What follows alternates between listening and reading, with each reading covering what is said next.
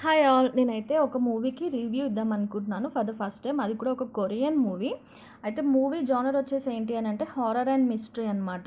Movie main plot ఏంటి అనంటే మనకు స్టార్టింగ్ ఒక చిన్న బాబు ఏడుపుతోని చూపిస్తారనమాట. ఆ బాబు ఎందుకు ఏడుస్తున్నాడు అన్నది ఆ డాక్టర్స్ కూడా అంత పట్టకుండా ఉండదు. అయితే ఆ బాబు ఫ్యామిలీ వచ్చేసి కొరియన్ అమెరికన్ ఫ్యామిలీ. అది చాలా పెద్ద ధనవంతమైన ఫ్యామిలీ అనమాట అది.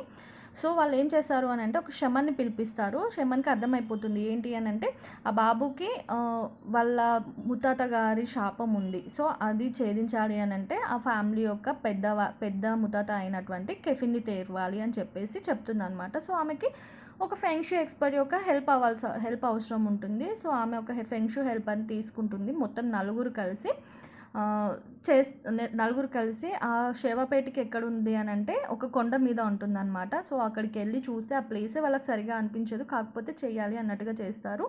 సో ఎప్పుడైతే ఆ శవపేటిక తెరవబడుతుందో అప్పటినుంచి అసలు మూవీ స్టార్ట్ అవుతుంది. అలాగే బాబు ఆ వ్యాధి నుంచి బయటపడ్డాడా లేదా? అలాగే ఈ నలుగురికి కూడా ఆ శవపేటికను తెరిచిన తర్వాత ఎటువంటి సమస్యలు ఎదురయ్యాయి అన్నదే మూవీ యొక్క మెయిన్ ప్లాట్ అండి. మూవీ మొత్తం ఒక 6 చాప్టర్స్‌గా ఉంటుందన్నమాట.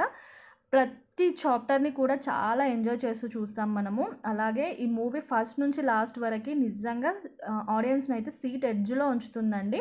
అంత బావుంది మూవీ. ఎక్కడ కూడా మనకి కొరియన్ జానపదం అన్నది క్లియర్‌గా కనిపిస్తూ ఉంటుంది. అండ్ కొన్ని కొరియన్ రిచువల్స్ చూపిస్తారండి మూవీలో. నిజంగా చాలా అద్భుతంగా చూపించారు.